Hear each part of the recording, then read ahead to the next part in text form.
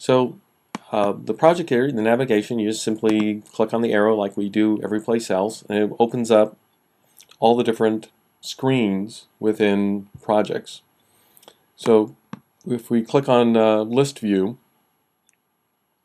I can see obviously a list of my projects. We have a couple sort things in here. We may put some more where we can sort by job number or job name. And of course we can use that find that we showed in contacts. So if I wanted all the projects with Joe in the name, there I have my 20 projects out of 551. So that was a really quick search.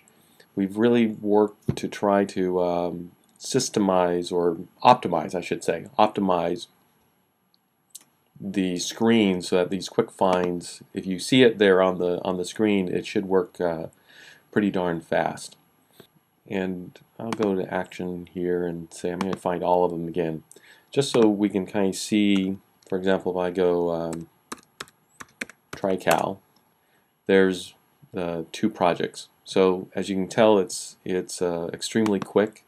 The quick find capabilities here. And of course we can always click our find button to find anything. So I just found everything that's considered active. Now we've made a few changes here. We obviously have the new find print actions button, and you'll see that throughout the whole system. We have our little commit button, we have our little navigation, record navigation, help, and our quick find areas. So that I won't go into detail here for that. That's the same throughout the whole package in all the screens. But we'll talk about the initial fields here. We have a tag field, which we've had before, which I think previous versions they were called mark fields, but we've changed them to tag fields. We have this active field now. Now we've added this because one of the things that we've had is a lot of people who did the statuses here, they consider many areas like active bidding as a active project. I mean, you're doing something on that project. So we actually gave a flag field for it to say, hey, there's this job is actually doing something. And if you remember in the company setups, when you pick a status, it actually can control fields. So for example, if I clicked on closed here on this field, if you notice, it automatically changed inactive. Now this is a company setup. You choose what fields you want to turn on and off based on what status you've picked. So in this case, you've picked contacts. And that little flash on the screen kind of goes back to our activities here, where you can actually see what a user did about changing the project status. So this is our list view.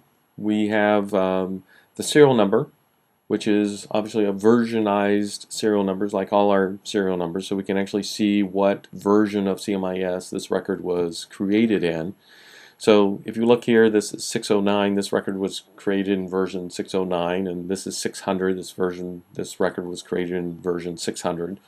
And when you import from previous versions, you'll see 512 or 501 and the different versions that we had serial numbers in previous versions. And then everything to the left of the last 3 digits are the actual serial number of that project. And this is a computer generated number. A lot of systems hide that. All systems have these in there. That's how you get the database to work. But we actually expose it so you can see what that is. We have our bid number and our job number, job name obviously, and city. Our group, this is our job group that again you've set up in the company setup, so what you want these to be, and the project status. And the last field is simply what company were you in when you created this project. And a lot of you that will be company 1 for all your projects. So that's our typical list view.